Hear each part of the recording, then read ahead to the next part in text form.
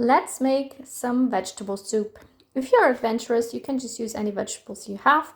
If you want a tried recipe that definitely will taste good, stick with my ingredients. I have these tiny onions. You normally just need 1 onion, 3 to 4 garlic cloves, there they are. Some form of pumpkin, this is a Hokaido, and then half of a massive zucchini or 1 small zucchini, and 1 big tomato. So I have peeled and chopped the pumpkin, the Hokaido, into these sized pieces. Here are my salted onions, my garlic, and I decided to use about a piece this big of, I'm not sure what it is, either a jalapeño or a very spicy pepper. Anyway, it's quite spicy. Okay, alternatively, you can also use chili flakes.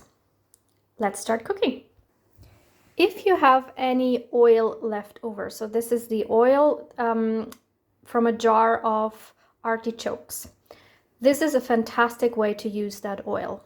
So I'm going to use this up. Otherwise, you just need 2 to 3 teaspoons of fresh oil. But if you have any leftovers, this adds amazing flavor to your whatever it is, your cooking soup or stew. Heat the oil to medium heat and then fry your onions, your garlic, and your chilies in the oil. If you don't have any fresh onions, you can use 1 tablespoon of dried onions and 1 teaspoon of either garlic powder or ground garlic, like here. You could also use some chili flakes if you don't have fresh chilies or fresh jalapeños. Fry all of this for about 2 minutes. Then add the pumpkin, a little bit of hot water, not very much, just a little bit, give it a stir. Put the lid on, bring it to a boil, and then cook this for about 5 minutes. In the meantime, I'm going to cut the rest of my vegetables. Now add the zucchini and lid back on and cook it for another 3 minutes or so. Finally, add your tomatoes and your herbs. So, 1 tablespoon of parsley, 1 teaspoon of thyme, 1 tablespoon of oregano, 1 tablespoon of basil, and ground pepper. If you need more later on, you can always add more, but start with that and then taste it and see what else it needs. It will also probably need a lot of salt.